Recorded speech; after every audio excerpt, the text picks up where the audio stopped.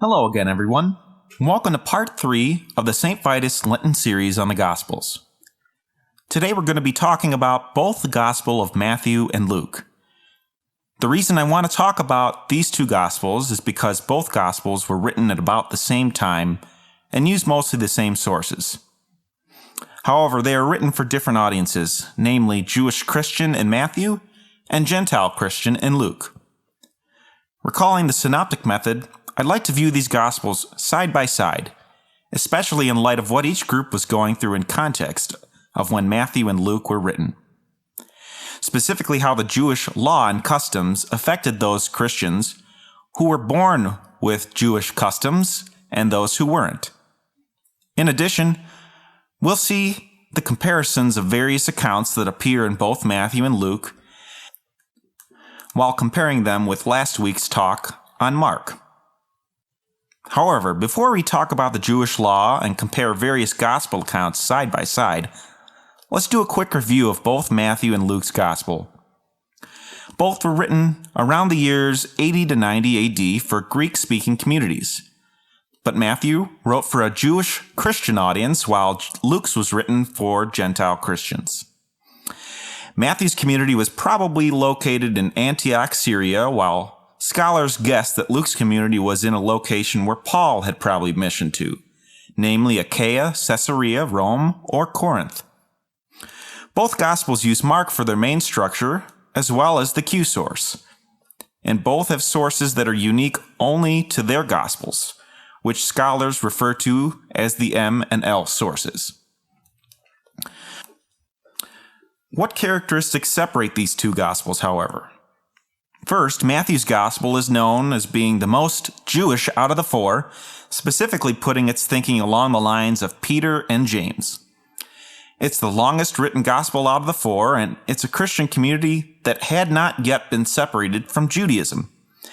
And they were, I might add, a more wealthy Jewish community, which becomes more apparent when comparing how Matthew softens the same sayings from the Q source that Luke also uses. But we'll discuss this more later. Luke, however, is arguably the most Gentile gospel and thinks more along the lines of Paul. After all, the gospel is only part 1 of a 2-part series which continues into the book of Acts and ends with Paul in Rome just prior to his being martyred. In comparing the two gospels, Luke arguably has a more strict interpretation of sayings from the Q source.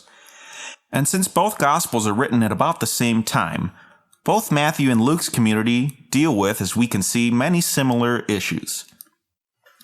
Specifically, the issue about Gentile converts was arguably the biggest one that both communities had to face head-on. Since it was given that the Jesus movement was for all people, the next question that came was whether Gentile converts had to follow Jewish practices and the 613 commandments, or better known as mitzvahs. After all, the Jesus movement was still part of Judaism at the time, so it was definitely a fair question to ask. Furthermore, if the answer was yes, then circumcision was a definite requirement for a male convert. And it seems fairly clear that Matthew's Gospel says yes to this question and fits in the Peter and James camp. Hence why Matthew explicitly says, "Do not think I have come to abolish the law and the prophets. I have not come to abolish, but to fulfill."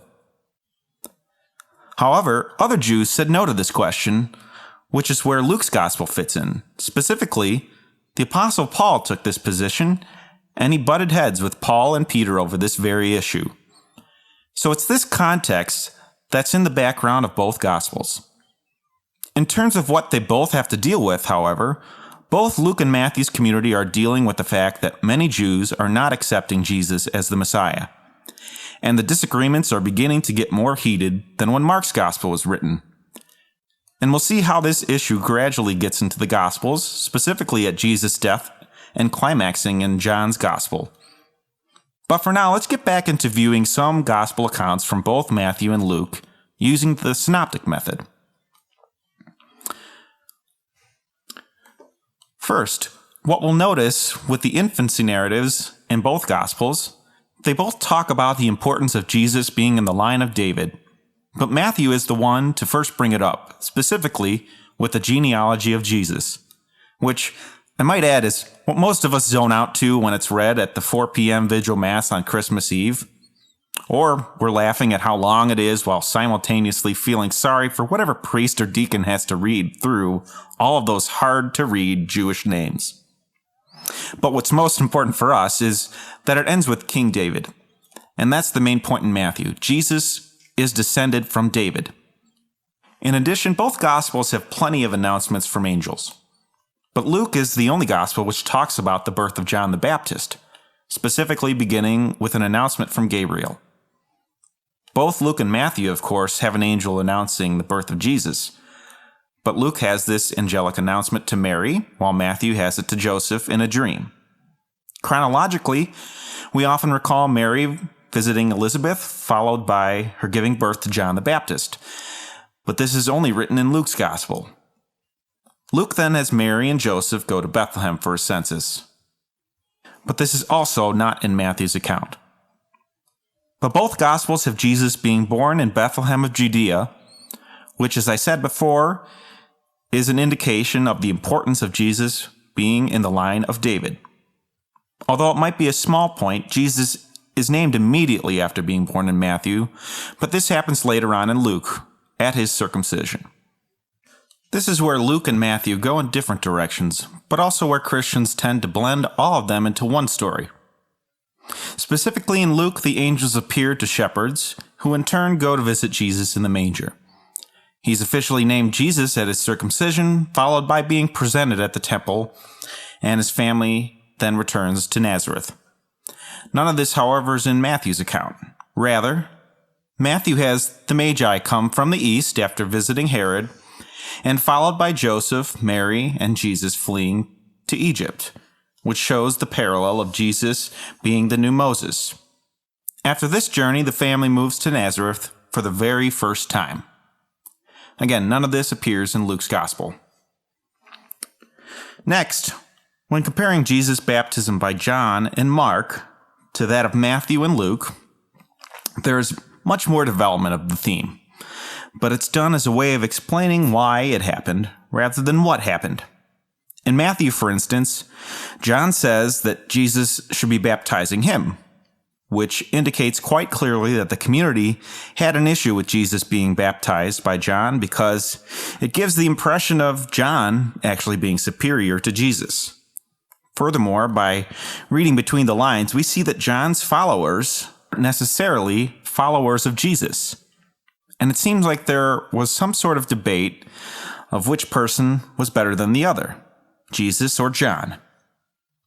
In Luke's Gospel, however, the baptism is rather short, but it's with the whole beginning account of John's conception with Elizabeth that seems to try to explain away Jesus being inferior to John. After all, they seem very much related, and so it almost seems to eliminate one being better than the other. However, none of the other Gospels talk about John and Jesus being relatives, or cousins as I was often told growing up. The main conclusion here is that both Matthew and Luke's communities may have been uncomfortable with John baptizing Jesus. But the fact that both Gospels had to explain how uncomfortable with it they were indicates that the baptism is probably one of the most historically verifiable data in the Gospels. You just can't make something like that up. And, based off of multiple attestation, it's in all 4 Gospels about Jesus being baptized by John. And as we'll see in future accounts, the more uncomfortable the community is, the higher the probability of it being historically verifiable. Now that we've talked about Jesus' birth and baptism, let's take a look at Jesus going into the desert. Remarkably, both Luke and Matthew have virtually the same account, which is taken from the Q source. Although the order might be slightly different in each gospel, there is verbatim wording in the Greek indicating furthermore that it's from the same source. This is why it's not going to be in Mark, however, since Mark's gospel doesn't use the Q source. In terms of structure, the story, unlike Mark's gospel, does depict Satan in human-like form. Satan then tempts Jesus in 3 ways. First, telling Jesus to turn stones into bread, implying that Jesus is fasting. Telling Jesus to jump off the temple to prove that Jesus is the Son of God. And giving Jesus all the kingdoms of the world if he bows down and worships Satan. Since we just talked about an account from the Q source, let's take a look at a couple more stories that aren't in Mark, but are in both Luke and Matthew, specifically from the Q source. First, let's take a look at a couple of sayings in the Beatitudes, which is arguably one of the most popular groups of sayings in all the Gospels. Most memorably would be Matthew's, "Blessed are the poor in spirit, for theirs is the kingdom of heaven." Luke has the same saying, but says it quite differently. "Blessed are you poor, for yours is the kingdom of heaven." If we look at these 2 sayings side by side, Luke's is arguably the harder saying. And since it's a harder saying, scholars conclude that Luke's is probably the more original saying from the Q source. Matthew, however, softens it by saying, "Blessed are the poor in spirit," making it clear to scholars that the community might find the original saying a little more uncomfortable. Furthermore, it helps the reader understand that Matthew's community is more of a wealthier community, hence the need to add the words "in spirit" after the word "poor." In addition, another popular saying in the Beatitudes is Matthew's, "Blessed are those who hunger and thirst for righteousness, for they will be filled." Luke's gospel, however, is a much stricter saying. Specifically, "Blessed are you who hunger now, for you will be satisfied." As we can see, since Matthew's community probably was more wealthy than Luke's, they might not literally have issues with hunger. So Matthew softens the saying to include hungering and thirsting for righteousness. This becomes a recurring theme with Matthew in that the original Q sayings are softened for the community who is reading it. And nothing becomes more clear of Matthew's tendency of softening sayings than when reading Luke 14:26, where Jesus says, "If anyone comes to me without hating his father and mother, wife and children, brothers and sisters, and even his or her own life, he or she cannot be my disciple." Now, this is a saying that should make any Christian uncomfortable, and it's virtually impossible to not soften it when you try to figure out what Jesus meant. Apparently, it made Matthew so uncomfortable that the saying gets to be one of the most softened in all of the Gospels. "Whoever loves father or mother more than me is not worthy of me, and whoever loves son or daughter more than me is not worthy of me.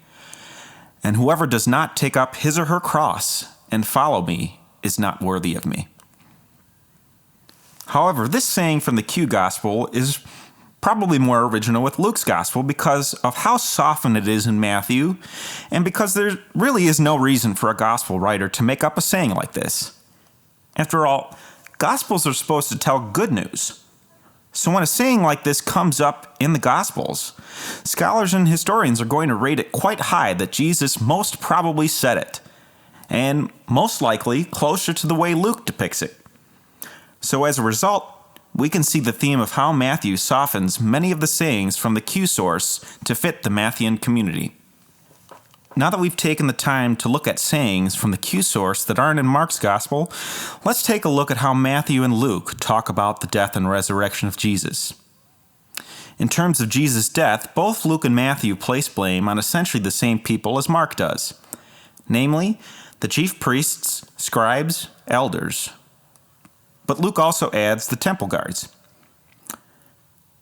However, in Matthew's Gospel, the chief priests and elders are the ones who rile up the crowd for releasing Barabbas and crucifying Jesus. So no one in the crowd is blamed in this Gospel.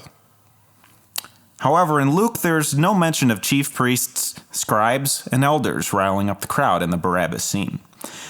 So it can be seen as more of a progression that could eventually shift into the direction of blaming the Jews. But as far as Luke's Gospel is concerned, there's no mention that the crowd is literally the Jews as an entire people. It doesn't say anything about who is in the crowd at all. Now, in terms of Jesus' last words, Matthew keeps the same words from Mark's Gospel, but Luke has Jesus say, "Father, into your hands I commend my spirit," followed by taking his last breath. This arguably shows Jesus in a much more forgiving light and appearing to be suffering less than when compared with Matthew and Mark's Gospel. Matthew, however, talks about the veil of the temple being torn in two, followed by an earthquake with tombs opening and the raising of saints. But overall, we can see a slight shift in Jesus' suffering from Matthew and Luke. Luke seems to have Jesus in more control of the situation, whereas Matthew and Mark show Jesus suffering in more of a human light. Now, in terms of Jesus' resurrection, both Matthew and Luke have the women, although they may differ with exactly who, going to the tomb with spices and finding the stone empty. The announcement occurs with two men in Luke and with an angel in Matthew. The women then go and tell the disciples. But Luke has the women's story seem silly, which then leads into the story of Jesus meeting the disciples on the road to Emmaus. He vanishes from their sight after breaking the bread, and later appears to them like a ghost in Jerusalem, and then he eats fish with them. Matthew goes in a different direction, however, by having Jesus meet the women on their way to telling the disciples. He then meets the 11, minus Judas, of course, in Galilee and tells them to make disciples of all nations. In summing everything up, I'd first like to point out that we should care about how the anti-Semitism in the Gospels, as well as in history, begins to become more apparent by the time Matthew and Luke's Gospel is written.